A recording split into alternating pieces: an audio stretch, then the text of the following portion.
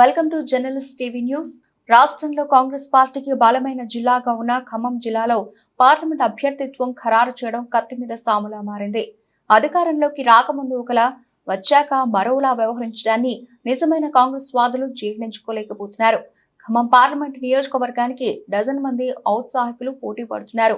బరిలో నిలిచేందుకు ఉవ్విళ్లూరుతున్న వారిలో మెజారిటీ నేతలు పెళ్లికి బిచ్చం పెట్టని వారు ఉన్నారనడంలో అతిశయోక్తి లేదు.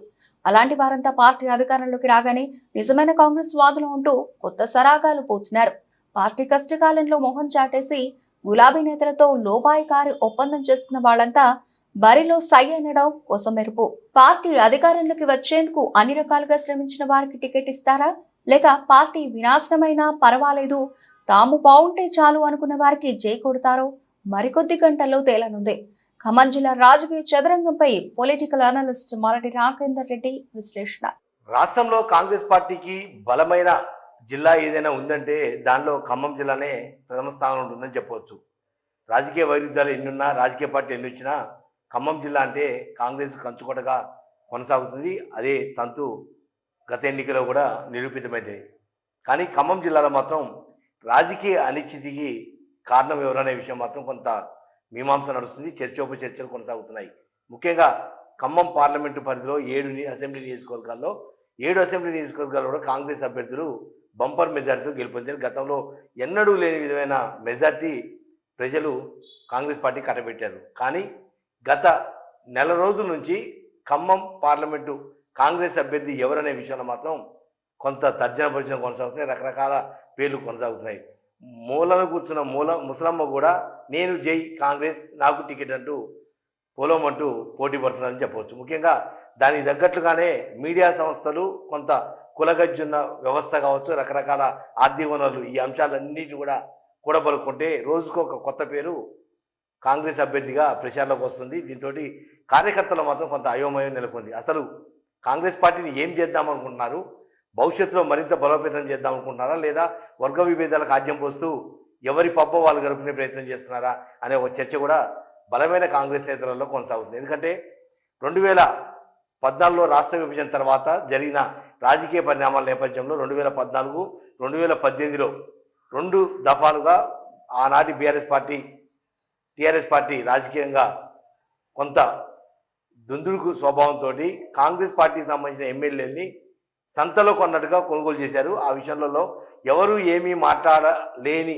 అశక్తత, అనిశ్చితి ఉన్న నాయకులు కూడా ఈరోజు మేము పోటీలో ఉన్నామంటూ జబ్బలు తెచ్చుకోవడం కూడా నిజంగా కార్యకర్తలలో కొంత ఆవేదన, ఆందోళన కూడా కొనసాగుతుందని చెప్పొచ్చు. ఎందుకంటే 2018 తర్వాత పూర్తిగా కాంగ్రెస్ పార్టీ కనుమరుగవుతుందా, కాంగ్రెస్ పార్టీ పరిస్థితి ఏంటి, అసలు కాంగ్రెస్ పార్టీకి నాయకత్వం ఎక్కడా అనే ఒక చర్చ జరిగిన తరుణంలో 2023 ఎన్నికల ముందు రాష్ట్రంలో జరిగిన రాజకీయ సమీకరణలు, రకరకాల అంశాలన్నిటి కూడా క్రోడీకరిస్తూ ఒక బలమైన పార్టీగా కాంగ్రెస్ పార్టీ తెలంగాణ రాష్ట్రంలో ఆవిర్భవించిందని చెప్పచ్చు. ఎందుకంటే పూర్తిగా ఐసీయూ దశలోకి వెళ్ళిన కాంగ్రెస్ పార్టీ తిరిగి జవసత్వాలతోటి అధికారం చేపట్టడం అంటే నిజంగా ఆషామాషి వ్యవహారం కాదు.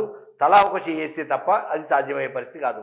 అసలు ఆర్థిక వనరులు కావచ్చు, అంగబలం కావచ్చు, లేదా కార్యకర్తల బలం, ఇవన్నీ కూడా క్రోడీకరిస్తే కాంగ్రెస్ పార్టీ మెజార్టీ స్థానాలు సాధించి ప్రభుత్వం ఏర్పరిచింది.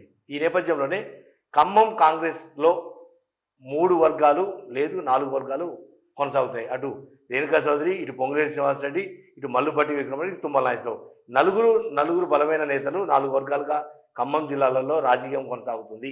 ఈ నేపథ్యంలోనే 3 ముఖ్యమైన నేతలు, మంత్రివర్గంలో ఉన్న నేతల కుటుంబ సభ్యులు బరిలో నిలబడటంతో కొంత ఇబ్బందికరమైన పరిస్థితి కాంగ్రెస్ పార్టీ నెలకొంది. కానీ 2023లో కాంగ్రెస్ పార్టీని పూర్తి స్థాయిలో భుజాల మీదేసుకొని గెలిపించిన నేత ఎవరు అంటే మాత్రం ప్రతి ఒక్కరు కూడా పొంగులేటి శ్రీనివాసరెడ్డి అనేది వివిధ జిల్లాల్లో, ఖమ్మం జిల్లాతో పాటు వివిధ జిల్లాలలో కూడా ఆయన పేరు మారుమోగిపోయింది. ఎందుకంటే ఆనాటి బాహుబలిగా ఉన్న ముఖ్యమంత్రి కేసీఆర్ని ఢీకొని ఛాలెంజ్ చేసి ఖమ్మం జిల్లాలో 10 నియోజకవర్గాల్లో, 1 నియోజకవర్గంలో కూడా బీఆర్ఎస్ పార్టీ అభ్యర్థిని గెలిపించబోము, అసెంబ్లీ గేటు తాకనివ్వబోము అని ఏదైతే ప్రకటన చేశారో, ఛాలెంజ్ చేశారో, ఆ ఛాలెంజ్ తగ్గట్టుగానే ఆయన పరంపర కొనసాగింది. ఆ రోజు 2023 ఎన్నికల సమయంలో వర్గ విభేదాలన్నింటినీ పక్కన పెట్టి కేవలం కాంగ్రెస్ పార్టీని అధికారంలో తీసుకురావాలి, బీఆర్ఎస్ పార్టీని అధికారం నుంచి దించాలి, ఇదే కాన్సెప్ట్ తోటి అందరూ ఎవరి పరిధిలో వాళ్ళు పనిచేశారు. కొంత పొంగులేటి శ్రీనివాసరెడ్డి తన అంగబలం అర్ధబలంతో కూడా కాంగ్రెస్ పార్టీకి వెన్నుదన్నుగా నిలిచారు.